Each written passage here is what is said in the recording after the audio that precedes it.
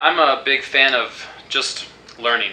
I kind of try and encourage my athletes to, I guess, try new things pretty often, to not be scared of making mistakes, and that every mistake is an opportunity to get a little better. The direction I've tried to go is really try to reinforce, learning, making adjustments, and tiny adjustments over a long period of time, are going to pan out to really big improvements at the end of the season.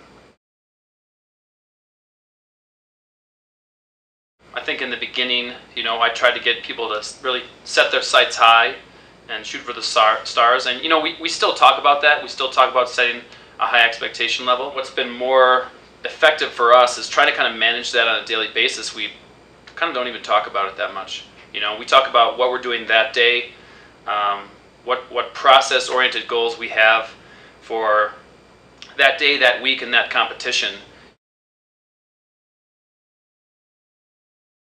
I try and do a pretty good job of, when I write a set or when I write a practice, making sure that they understand what the theme is or what we're trying to get out of them and how it's going to apply directly to when they race and when they perform. Try not to have too many things to work on, but just keep it really focused on one or two key points throughout the season. And then again, that adjusts over time and sort of tapers down so that when it's time for the big race, I don't want them thinking about too much. I would say that I think when my coaching started to take off was when I realized that I didn't know anything. I was able to go to people that knew more than I did and talk to them about, what they know. I'm not an expert on mental preparation, but I know a guy who's pretty darn good, and I'm not an expert on strength training, but I know another guy who, is world class. So I, can work together with them and kind of create a situation for that athlete. What makes me happy about Minnetonka is, I work with a group and almost all the kids on our team are they know what they're doing.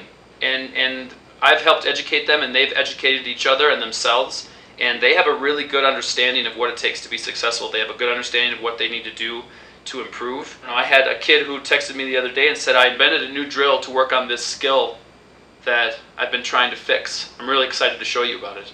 And I was like, that's fantastic. Because if I can come up with good stuff to help you, and you can come up with good stuff to help you, that's really the most ideal situation in my opinion.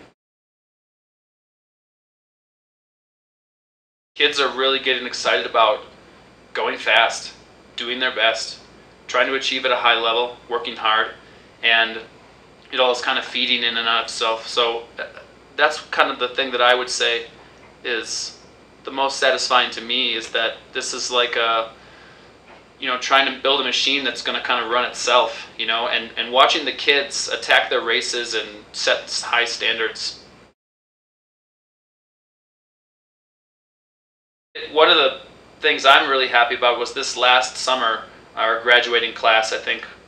I'm not sure, I can't remember off the top of my head how many people we graduated, but 100% of them ended up going on and swimming in college. So, it's something that we talk about and we try and prepare them for, and we discuss certain things about how the collegiate season is going to be different than the high school season or different than the club season, and kind of what to expect.